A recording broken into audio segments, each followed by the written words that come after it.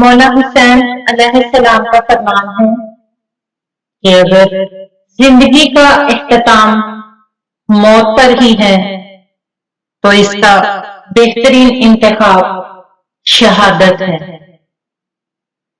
کسی انسان کے لیے اس سے بڑا اور قابل فخر کوئی مقام نہیں ہے کہ وہ اللہ کی راہ میں جہاد کرتے ہوئے شہادت سے ہمکنار ہو۔ بلند پایا اور بزرگ لوگ اپنے لیے زندگی میں جہاد کا راستہ اختیار کرتے ہیں اور موت کے لیے بستر پر مرنے کی بجائے لڑتے ہوئے شہید ہونے کو ترجیح دیتے ہیں۔ حضرت امیر مختار علیہ السلام بھی انہی بلند پایا شخصیات میں سے ایک تھے کہ جنہوں نے 1 سال کے کم عرصہ میں قاتلان حسین کو جہنم رسید کیا، لیکن اس کے بعد بھی ان کی زندگی مسلسل جہاد میں گزری،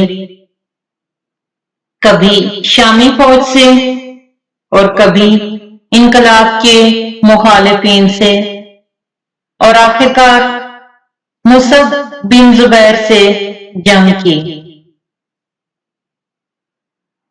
مظلومان کربلا کے خون کا بدلہ لینے کے بعد کوفہ میں حضرت مختار علیہ السلام کی حکومت کو استحکام حاصل ہوا، تو یہ استحکام زبیریوں کو اپنے مفادات سے ٹکراتا ہوا محسوس ہوا، تو مصعب بن زبیر کی قیادت میں ایک بڑے لشکر نے کوفہ پر یلغار کر دی۔ کوفہ سے باہر جھڑپیں ہوئیں اور حضرت مختار علیہ السلام کے جانثار بڑی بہادری سے لڑے اور کثیر تعداد میں شہید ہو گئے۔ اس پر جناب مختار علیہ السلام دارالامارہ واپس آ گئے اور مصعب نے ان کا محاصرہ کر لیا۔ روایت کے مطابق یہ محاصرہ 40 روز رہا۔ اس کی وجہ سے قصر میں خوراک کی کمی واقع ہو گئی اور مختار کے رفقا پر بھوک کی وجہ سے ذوق طاری ہونے لگا۔ یہ دیکھ کر حضرت مختار علیہ السلام نے اپنے ساتھیوں سے حجت تمام کرنے کا فیصلہ کیا۔ یہ 67 ہجری 14 رمضان المبارک کا دن تھا جب جناب مختار علیہ السلام نے غسل شہادت کر کے کفن پہن کر ان سے آخری خطاب کیا۔ جتنا یہاں رہو گے اتنا موت کے قریب تر ہوتے جاؤ گے۔ آؤ سب مل کر دشمن سے جنگ کریں۔ اگر مارے گئے تو عزت مندانہ موت ہمارا نصیب ہوگی، اگر ہم نے دل سے لڑائی کی تو مجھے اللہ پر یقین ہے کہ کامیابی مقدر ہوگی۔ میں اپنے آپ کو ان کے حوالے نہیں کروں گا اور لڑتے ہوئے شہید ہونے کو ترجیح دوں گا۔ آج میں دھوکے سے لڑنے جا رہا ہوں۔ دھوکہ وہ دو رخی تصویر ہے جس کے ایک طرف اللہ کا نام اور دوسری طرف شیطان کا نقش بنا ہوا ہوتا ہے۔ میں وعدہ کرتا ہوں کہ اگر قیام کے شروعات کے دنوں کی طرح لڑو گے تو کامیاب رہو گے اور دشمن پر غلبہ پالو گے۔ میں تم پر سے اپنی بیعت اٹھاتے ہوئے اتمام حجت کر رہا ہوں کہ دھوکہ آپ لوگوں کو بظاہر امان دے گا تاکہ آپ کی مفاہمت کو توڑ سکے، لیکن غلبہ پا لینے کے بعد وہ آپ لوگوں کو قتل کر دے گا۔ تمہیں اس وقت میری بات یاد آئے گی اور پشیمان ہوگے کہ کاش ہم نے مختار کی بات مان لی ہوتی۔ خطاب کے بعد مختار علیہ السلام اپنے ساتھیوں، جن کی تعداد بعض روایات میں 17 اور بعض میں 19 ہے، کے ہمراہ قصر سے باہر نکلے اور مصعب کے لشکر پر حملہ آور ہو گئے اور نہایت شجاعت سے لڑتے ہوئے جام شہادت نوش کیا۔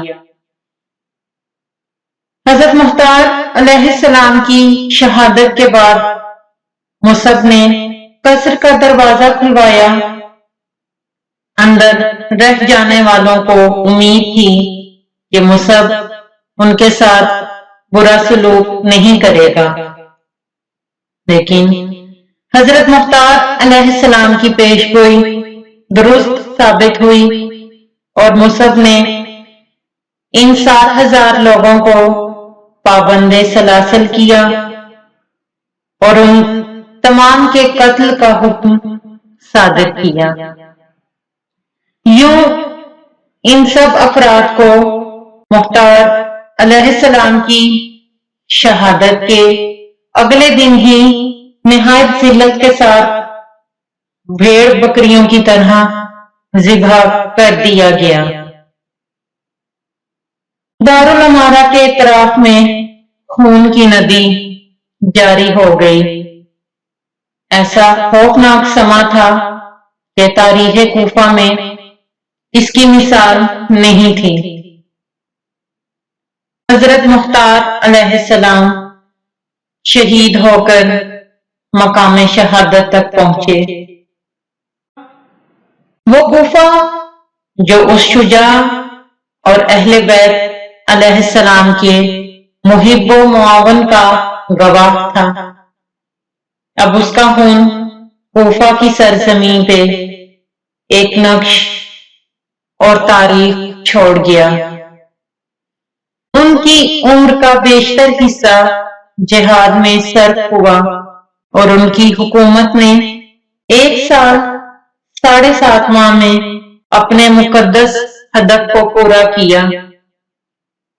جناب مختار اپنی جان خالق جہاں کے سپرد کر گئے اور شہداء کے گروہ میں ان کا شمار ہو گیا۔